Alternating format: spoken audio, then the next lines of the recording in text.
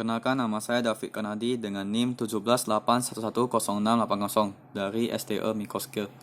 Hari ini saya akan melakukan uji normalitas dengan cara Squinus dan Courtois. Yang kedua, uji statistik Kolmogorov-Smirnov. Dan yang terakhir, uji normalitas dengan grafik. Nah, yang terakhir nanti saya akan melakukan transformasi data. Nah, caranya kita kembali dulu ke SPSS. Ke SPSS, kita ambil datanya dulu. Berarti dari file, open, data, Excel, close, open. Nah, ini kita okekan aja. Nah, ini datanya. Yang saya mau uji adalah variable earns sama si well. Nah, kita mulai dari Squinus dan Courtois. Caranya analyze, deskriptif statistik, deskriptif. Kita pilih earns dan well. Kita masukkan ke kolom variable. Tekan option, tekan option. Centang untuk min, standar deviasi, minimum sama maksimum itu dihapuskan. Sisakan variable list dan jangan lupa centang Courtois dan Squinus. So kita continue, kita okekan. Nah, muncul di sini outputnya. Di outputnya muncul deskriptif statistik untuk Squinus dan Courtois. Nah, setelah itu kita harus perhatikan ini. Menghitung nilai Z Squinus dan Z Courtoisnya. Nah, nilai uji signifikan Squinus dan Courtois ada caranya, yaitu nih rumusnya. Z Squinus sama S kurang 0 per akar 6 per N. Dan untuk Z Courtoisnya K kurang 0 per akar 24 per N. Dengan nilai kritisnya ada dua. Yang pertama 2,58 pada signifikan alfa 0,01 dan 1,96 signifikan alfanya 0,05. Nah, di sini kita hitung dulu yang earns.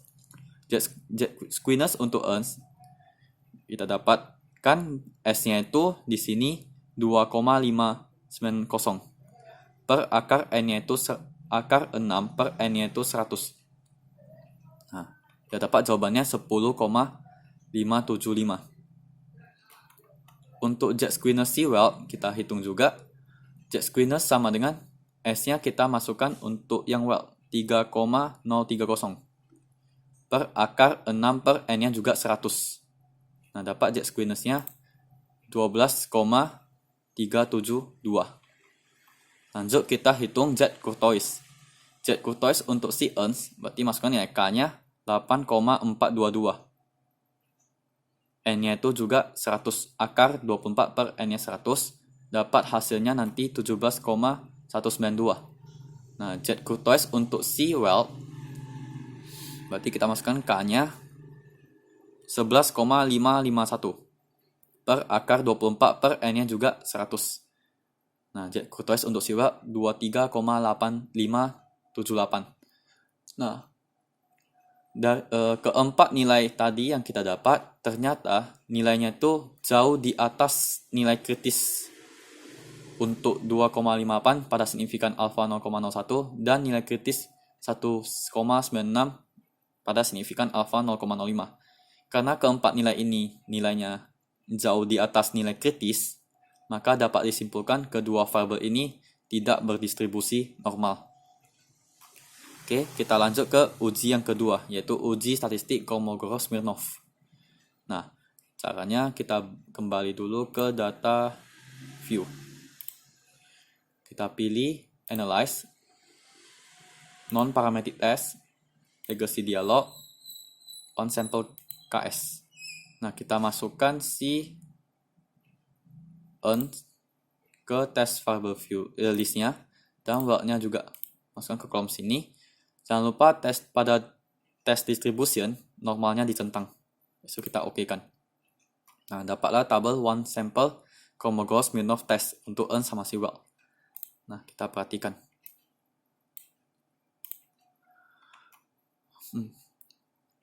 Pada uji statistik Kolmogorov-Smirnov dikatakan berdistribusi normal jika nilainya itu nilai asumsi 2-tailsnya di atas 0,05. Oke, dikatakan tidak berdistribusi normal jika lebih kecil dari 0,05. Nah, kita dapat di sini bahwasannya nilai asymptotic 2-tailsnya pada Ernst dan Weld itu sama, yaitu 0,000.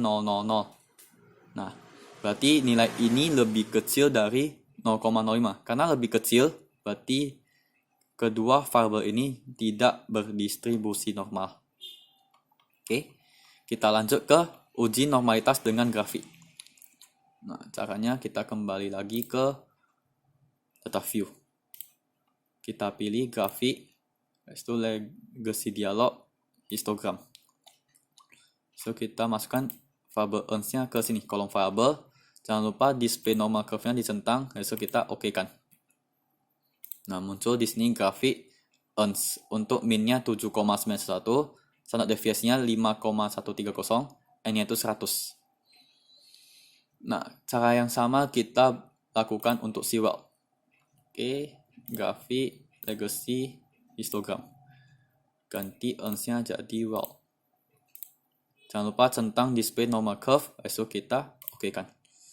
Nah, muncul di sini grafik Weld. Dengan min-nya itu 12,635, standar deviasinya 16,812, n-nya 100. Nah, dari sini kita perhatikan grafik si Ernst itu melengkung. Tapi dikatakan berdistribusi normal jika grafiknya itu melengkung di tengah. Sedangkan kita dapatnya itu dia melengkung ke sebelah kiri. Ernst-nya itu, grafik Ernst-nya dia melengkung tapi lebih condong ke sebelah kiri. Maka variabel Ernst ini dapat disimpulkan tidak berdistribusi normal. Oke, coba kita perhatikan grafik si Weld. Nah, sama ternyata grafik si Weld juga melengkung, tapi dia lebih condong ke kiri, bukan di tengah. Maka dapat disimpulkan variabel Weld ini juga tidak berdistribusi normal. Oke, kita lanjut ke transformasi data. Agar kedua variabel tadi yang tidak berdistribusi normal dapat ditransformasikan menjadi normal. Nah, sebelumnya kita perhatikan dulu nih. Pada transformasi data ada 6 bentuk. Oke, ada moderate positive skewness, substantial positive skewness, soft positive skewness dengan bentuk L, moderate negative skewness, substantial negative skewness, soft negative skewness dengan bentuk J. Nah, ada 6. Nah, bentuk-bentuknya nih. Ini untuk soft positive skewness, ini untuk substantial positive skewness, ini untuk moderate positive skewness. Ini soft negative skewness. Ini substantial negative skewness, moderate negative skewness. Nah, tadi kita dapat bahwasanya grafik kita itu melengkung condong ke kiri. Melengkung condong ke kiri itu lebih mirip ke moderate positive skewness.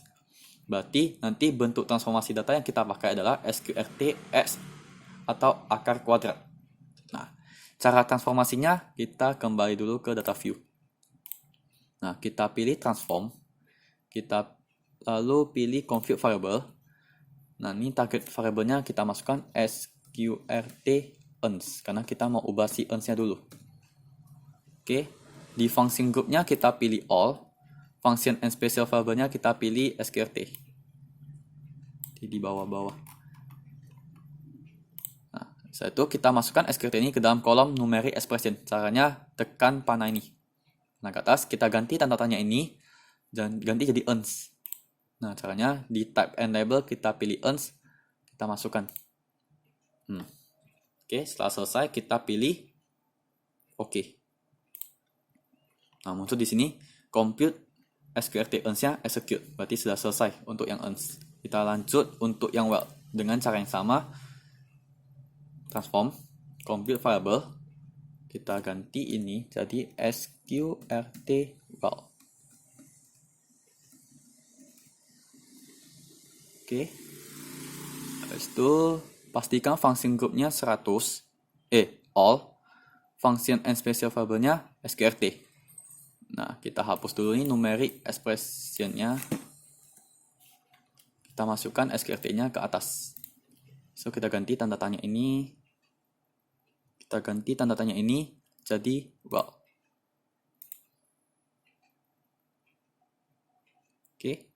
Setelah diganti, kita pilih OK. Nah, muncul di sini dia bilang SQRT weld-nya sudah execute. Nah, kita harus tahu apakah variabel yang sudah kita transform tadi berdistribusi normal atau tidak. Caranya kita pakai uji statistik Kolmogorov-Smirnov. Yaitu kita ke data view. Nah, cara yang sama kayak seperti tadi. Analyze, non-parametric test, legacy, dialog, one sample KS. Nah, kita kembalikan si variable earns-nya sama si weld-nya.